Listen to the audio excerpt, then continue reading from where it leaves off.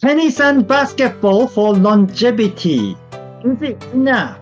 A reaction to Dr. Peter Attia. That's something I'm going to talk about today, so stick around. Hi, my name is Attia Takamiya. I am the author of the Ikigai diet and Ikigai biohacking. Recently, I watched this video. It's called Stay Young Forever. The one thing for overall health and longevity is this Peter Attia. Yeah, it was a video by Dr. Rangan Chatterjee. Yeah. Now, so in the video, this topic came out. Yeah, and that is whether playing tennis and basketball is good for longevity, right? So the example was this man who plays tennis twice a week and then plays basketball twice a week. Yeah, and Dr. Ranjan Chatterjee say that's pretty decent. I mean, for most people, oh, that's a great. Yeah, but then so Dr. Peter Thiel says probably it's not optimal. Yeah. Now, so what he means by this is, so Dr. Peter Attia often talks about marginal decade. Yeah, that means the last decade of your life. So if you live to 100, then from age 90 to 100 is your marginal decade. So how you want to spend your marginal decade? Do you want to spend that decade bedridden, or do you want to move freely doing things you want to do, such as like walking and running and maybe swimming, or carrying luggage and lifting your grandchildren up and all kind of thing. Yeah, then you do need to have a specific menu to train yourself for that outcome. Yeah, and maybe just playing tennis and basketball may not cover all the requirements. Yeah, which I understand. Yeah, it kind of makes sense. Yeah, it's just like you're saying, can you become a good soccer player if you play tennis and basketball? The answer is no.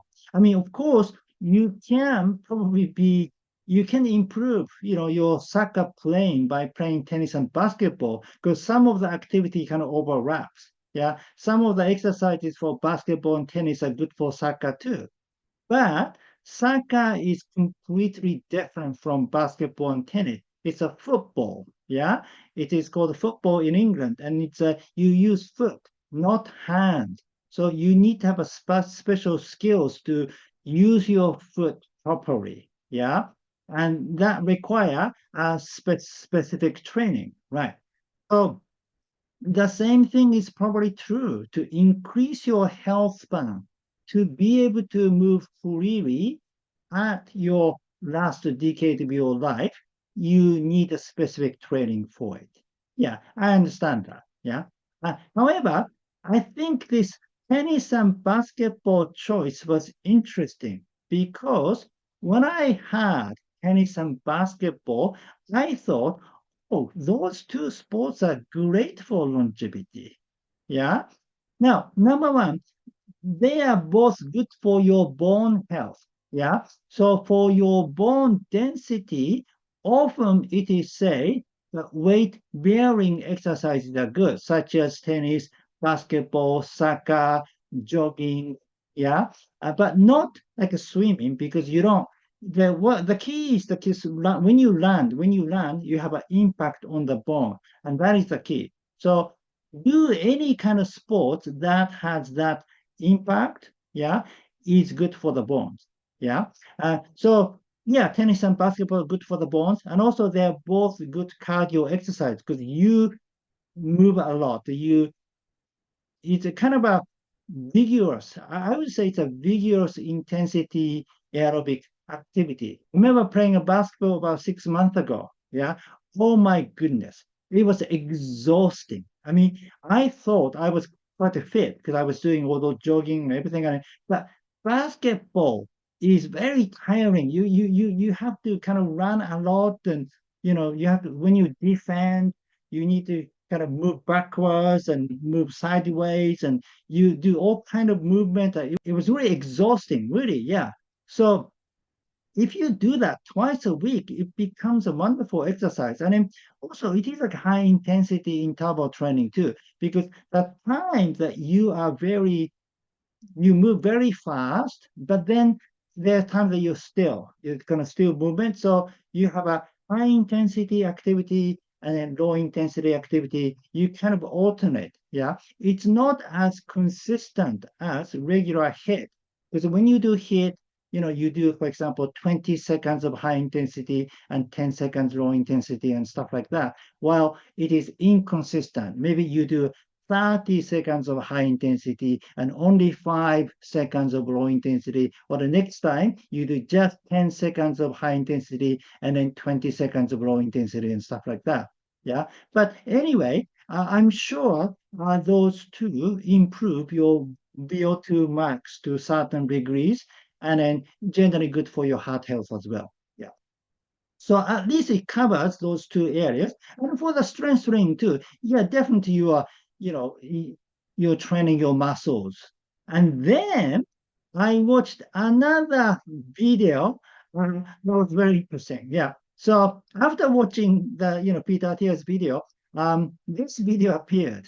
Yeah, and it's kind of strange how the YouTube algorithm sort of plays. Yeah, and it's called the best physical activity for a long life. It's not what you think. Yeah. So as you can see from the thumbnail, it's tennis. Tennis or actually all kind of racquetball, tennis, badminton, pickleball, yeah, are considered to be good. And then in the video, she gives the actual scientific studies on it, why they are the best sport. Yeah. And then, but there's one study she introduced was interesting.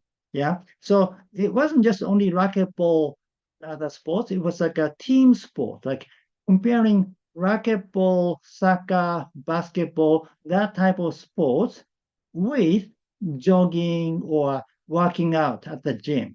Yeah. Now, so the team sport was better in terms of lifespan extension. And the reason was because of the social connection. Yeah. Because you do play those sports with other people. So there is an aspect of the social connection, which is very critical for improving your lifespan or health span in general. Yeah. And I thought, oh, that was an interesting point. Yeah.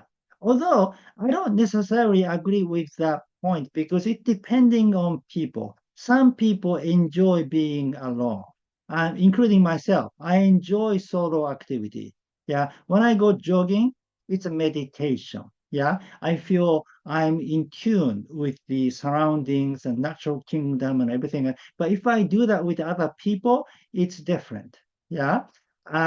So generally, I prefer working out alone to doing with other people. Yeah, it's more convenient too. You don't need to kind of make an appointment and sort of arrange your schedule or anything. You can just do whenever you have time, whenever it is, convenient for you. So it's easier.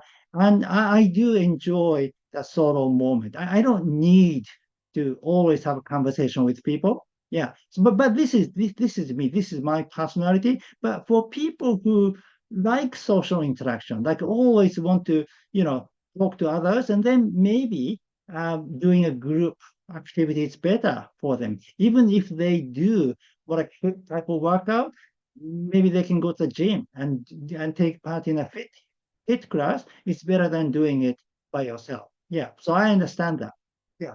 But the point is, when you look at an activity, an exercise, you need to think about all aspects, not just the physical aspect, based on sports science. Yeah, there's a psychological aspect as well. Yeah, and that made me think about Ikigai.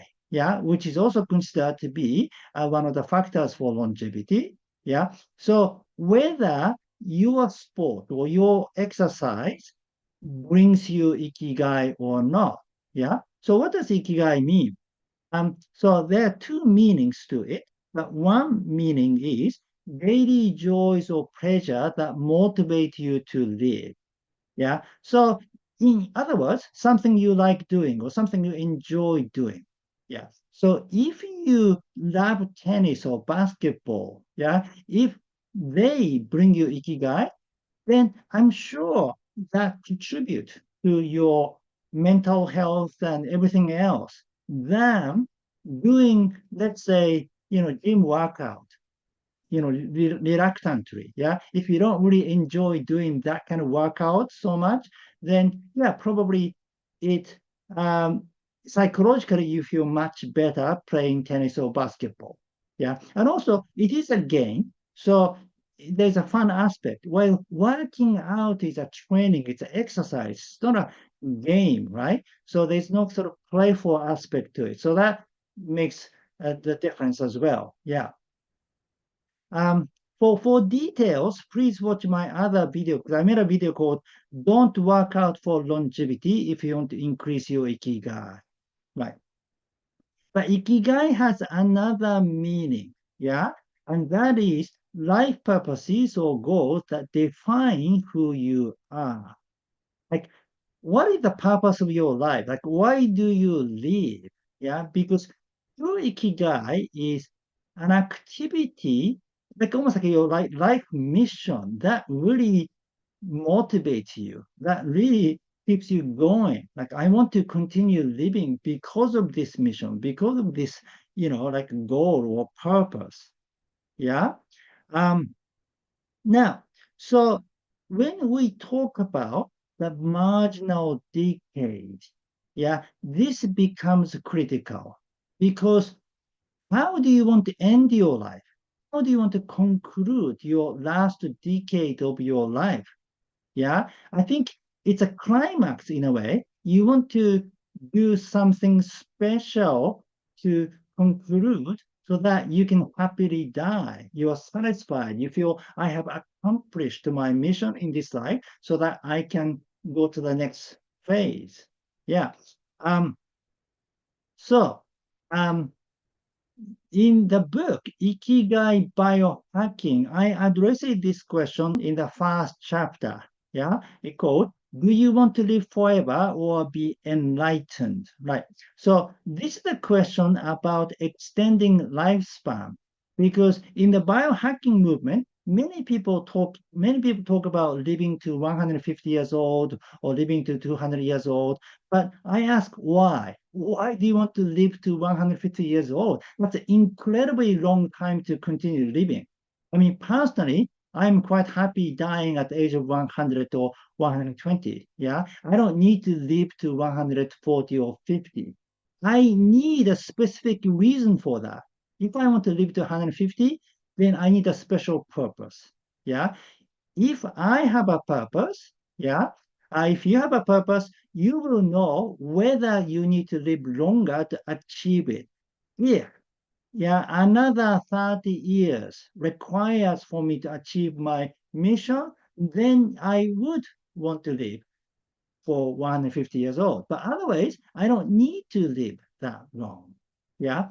And the same thing can be said about health span, right? So now we're not talking about lifespan so much, but health span, increasing your health span. What's wrong with it? Everyone wants to stay healthy, right?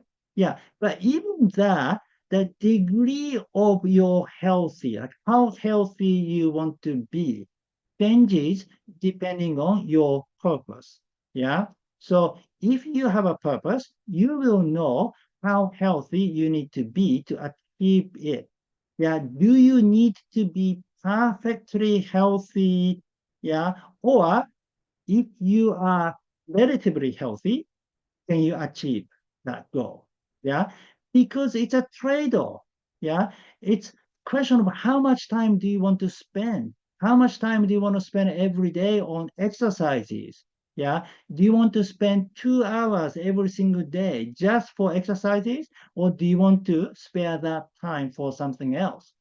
Yeah, or if it is just 30 minutes a day is enough, then maybe that is better. So depending on what you want to do in your life, how you want to conclude your marginal decade, it changes. Yeah. And for me, writing is my ikigai. Writing is my purpose. Yeah. So through writing, yeah, I want to basically express what I want to express to contribute to this world. Yeah. So what I'm doing now, yeah, even this YouTube too. So that means not only writing or YouTube or maybe giving talks. So that require maybe traveling. So yeah, I need to be healthy enough to move around and do all the things. Well, which probably means I do need to do certain serious to maintain my condition. Yeah. But because that is my case, I know. But for some other people, maybe you don't need to do that much. Yeah. Maybe 30 minutes a day is good enough for you. So you need to know your goal first. Yeah. So the bottom line is do what you enjoy doing. Yeah. Whether playing tennis or basketball is good for, good for longevity or not. If you enjoy that, then do it. Yeah. It's probably better than finding optimal regimen that you don't enjoy so much. Yeah. Even though those regimens are more optimal. Okay, but what I would do is, yeah, uh, even if you find something you enjoy doing, please think of some of those elements. Yeah, so I have a 4 pillars of exercise, and that is like low intensity cardio, high intensity cardio, strength training to build to maintain muscles and bones, and then flexibility training like stretching, balance, joint and finger rotation, and posture correction. So how much of those your activity can cover? Like if you play tennis and basketball, what does it cover? So I already said it's a good bone exercise. So it covers the bone strength and then probably covers, low intensity cardio, high intensity cardio as well. Yeah. So how about flexibility then? Maybe you need to do some stretching. Yeah. But you probably do stretching anyway because when you play tennis or basketball, after that you do some stretching, right? That's how you are taught usually. So if you're already doing stretching, then that's no problem. Yeah, just adding a few other things can make your enjoyable exercise into more practical, more optimal. Yeah, and then you don't need to find extra time to do it so much. If you're already playing tennis twice a week and playing basketball twice a week, that's a pretty large chunk of time. So you have the foundation. You are exercising, a lot. Yeah. So that is fine. But then in your daily movement, you can add few things. Like for example, I move a lot in my daily life. So my study here is the second floor. So I use the stairs a lot every day, about maybe 15 times. I go up and down the stairs all the time. So, and then whenever I pick up things on the floor, instead of bending down, I always squat down with my back straight and then pick up the thing and then lift it up with my back straight. So when I do that, it is a good squat exercise. And I do it many times because when I hang my laundry, for example, I put the laundry on the floor, then I squat down, pick it up, and then I hang it and stuff like that. So you can do a lot of movement in your daily life. Yeah, even within the house too. And also, I stay barefoot most of the time. In Japan, we don't wear shoes inside the house. So we don't wear shoes. But in my case, I don't even wear socks. Yeah, and this is from spring to autumn. In the winter, I do wear socks, but toe socks. The one of those socks that you have the toes separate. Yeah, I wear those socks in wintertime, but from spring to autumn, I stay barefoot. So in this way, it's just like a living. I don't need extra time to work on my feet. Yeah, just stay on barefoot. Yeah, there are so many things you can do just like that while you are just leading your regular life. Yeah. And then when I go outside too, I move a lot. Like if I go shopping and then, from the parking space to the store, I try to walk. I sometimes even park my car like far away from the entrance, because often it is easier to park your car, right? Yeah, and then I just walk. Yeah, and then or whenever I find stairs and I like to kind of walk up the stairs and down the stairs. The other day went to Osaka, and then there was train station, and usually you have like stairs, right? Then I kind of enjoyed going up and down the stairs because in our town we don't have any train stations like that. Yeah, so just there's so many opportunities in your regular daily life that you can incorporate some of those movements, yeah, into. Okay, that's it for today. Thank you for watching. Okay, my name is Attia Takamiya, the author of the Ikigai Diet and Ikigai Biohacking. If you like this video, please give me your thumbs up and subscribe to my channel. And please leave your comment. What do you think about playing tennis and basketball? Thank you. Well, I'll see you in the next video. Live with your Ikigai!